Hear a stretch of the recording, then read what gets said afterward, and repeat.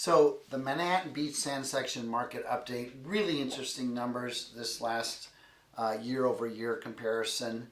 The median sales price for sand section properties right now is $6 million.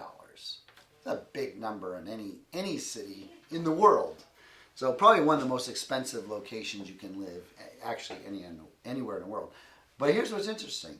The median sales price in December of 2020, 1 year ago, was $6.2 million. It was actually more. But here's the real facts, okay? Did prices drop in the last year, Manhattan Beach, at the beach? No, they didn't.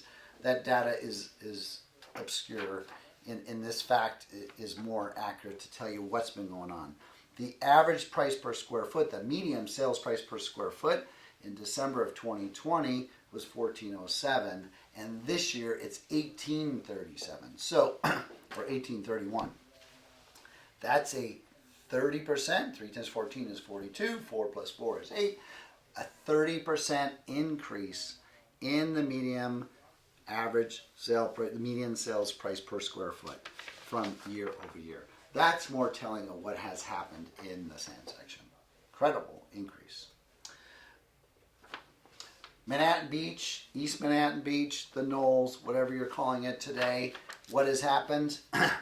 In December 2020, 1 year ago, the median sales price was $2.3 million.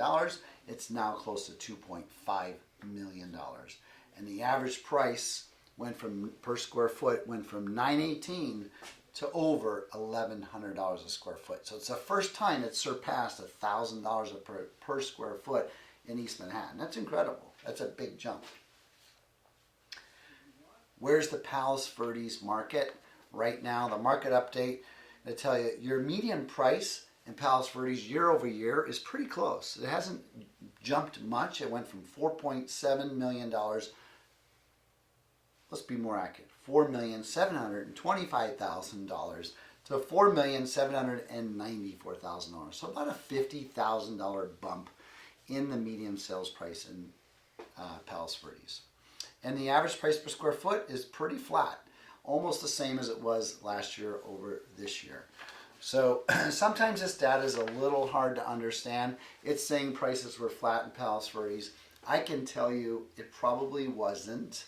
I think it's just the number of smaller homes that sold can keep those averages down if a number of the larger homes didn't sell. So that'll make prices look flat. In my opinion, we probably saw an 8 to 10% increase in prices across the board on the peninsula. Thanks for watching.